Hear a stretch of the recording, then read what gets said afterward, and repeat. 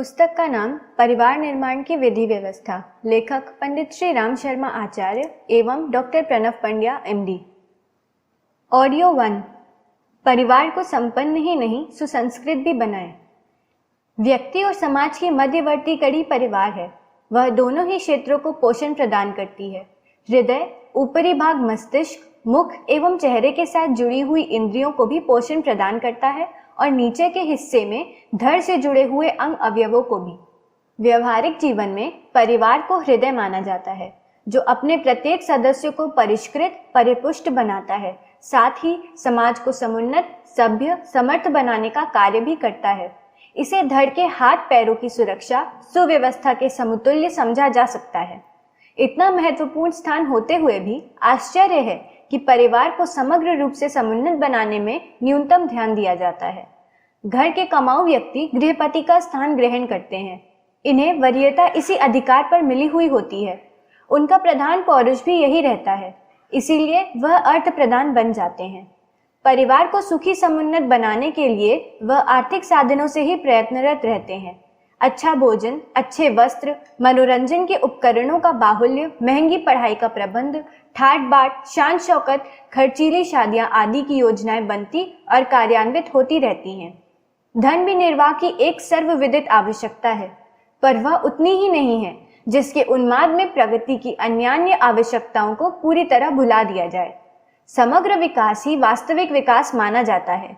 यदि शरीर का एक अंग बहुत मोटा, बहुत फूला बन जाए तो उपलब्धि नहीं वरन बीमारी ही कहा जाएगा।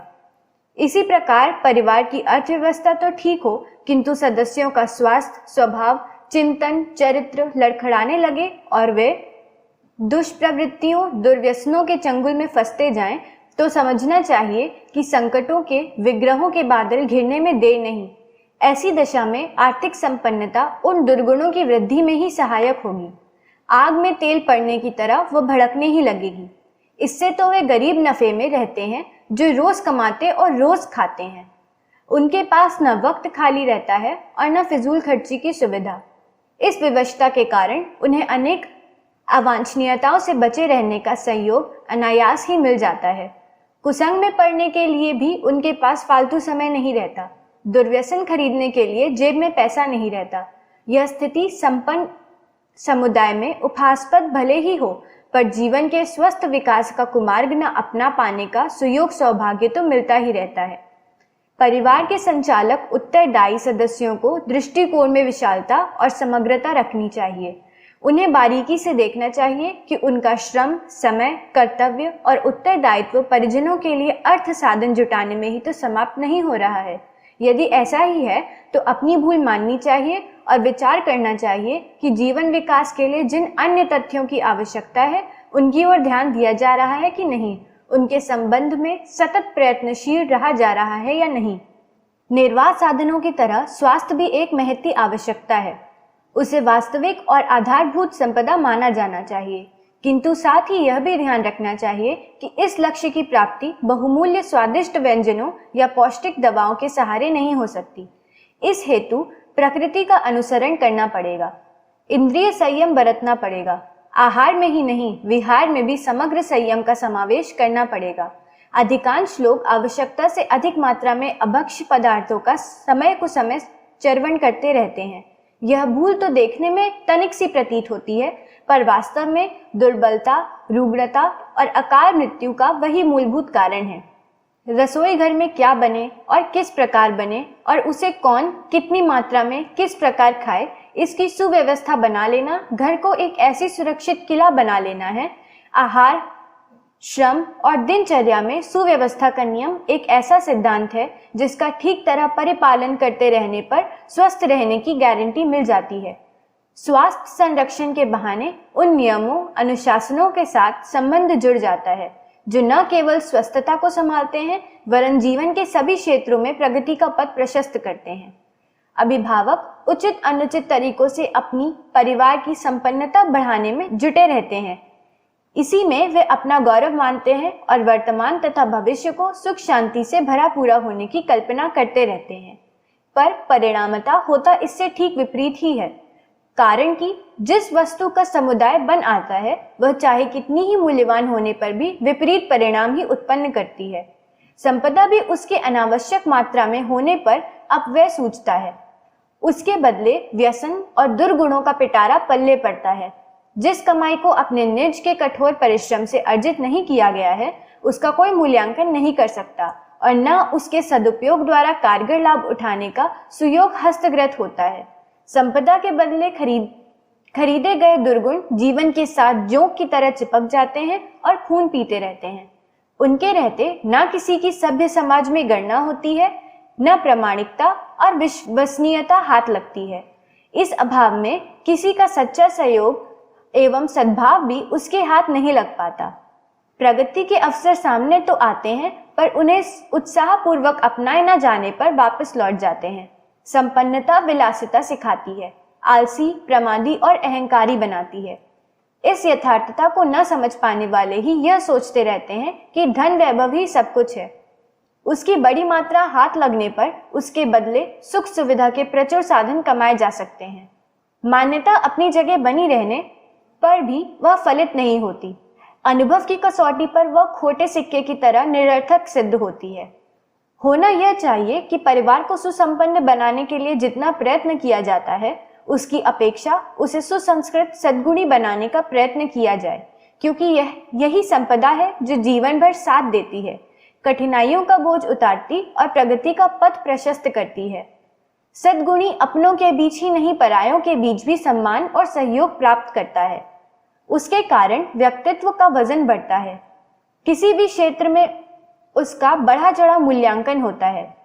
यही वह आधार है जिसके कारण जनसाधारण का स्नेह, सहयोग और सद्भाव पाया जाता है। जिसके पास यह उच्च स्तरीय पूंजी है उसे निर्वाह के स्वल्प साधन रहते हुए भी आत्मसंतोष एवं लोक सम्मान की कमी नहीं रहती। जो इतना अर्जित कर सका उसे सामान्य सुविधाओं के रहते भी ऐसा अनुभव नहीं होता कि वह दरिद्र है। दूसरे सुसंपन्नों की तुलना में उन्हें कम प्रसन्नता मिल रही है। परिवार को सुसंपन्न बनाने के व्यापक प्रचलन में हेरफेर होना चाहिए। सोचा जाना चाहिए कि इस ललक को अतिशय मात्रा में पालने का दुष्परिणाम ही सामने आकर रहेगा। अस्तु हितैषी होने का दावा करते हुए भी वस्तुतः परिजनों के अनहित का सरंजाम नहीं जुटाना चाहिए। जितना निर्वाह के लिए नितांत आवश्यक है उतना ही कमाया जाए, ताकि किसी को पूर्वजों की कमाई पर गुलछर्रे उड़ाने, बैठे ठाले दिन काटने की ललक न उठे। परिवार के हर सदस्य को यह सोचने देना चाहिए कि उसे अपने पैरों पर खड़ा होना है, स्वावलंबी बनना है। सही बात भी यही है। संसार के हर प्रगतिशील को सद्गुणों की पूंजी ही आरंभ से अंत तक काम देती रही है। उसी के सहारे अपने को समर्थ, सुयोग्य और प्रामाणिक सम्मानित बनने का अवसर मिलता रहा है। यही है वह अवलंबन जिसने मनुष्य को आगे बढ़ाया, ऊंचा उठाया है। इस संपदा की महत्ता से परिवार का ध्यान हटा देना उन्हें भी ब्रह्मजाल में फंसा देने के बराबर है। वैभव का अतिशय महत्व समझने समझाने से किसी का भी हित साधन नहीं होता। दूरदर्शिता की तनिक भी कमी रही तो उसका सदुपयोग नहीं बन पड़ता।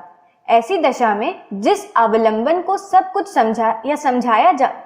समझाया गया था वह धोखे की टट्टी भर साबित होता है। वैभव की सनक में आमतौर से लोग व्यक्तित्व में उत्कृष्टता का समावेश करने की आवश्यकता को समझ नहीं पाते और वैभव के साथ साथ दुर्गुणों का जखीरा जमा करते जाते हैं। विलासिता मनुष्य को स्वप्नदर्शी बनाती है। वह वर्तमान की तरह भविष्य को भी सदा सुख सुविधाओं से भरा पूरा रहने की आशा करता रहता है, जबकि सही बात यह है कि प्रतिकूलता की हवा बहने लगने पर वह ताश का बना काल्पनिक महल देखते देखते धराशाही हो जाता है। तब तक समय निकल चुका होता है और नए सिरे से सद्गुणों की संपदा अर्जित कर सकना कठिन हो जाता है। शिल्प, संगीत, साहित्य, कला कौशल अर्जित करने के लिए जिस प्रकार दीर्घकालीन और अनवरत अभ्यास करना पड़ता है, उसी प्रकार सद्गुणों को स्वभाव का अंग बनाने के लिए उन्हें दैनिक जीवन में भरपूर स्थान देने के लिए प्रयत्नरत रहना पड़ता है।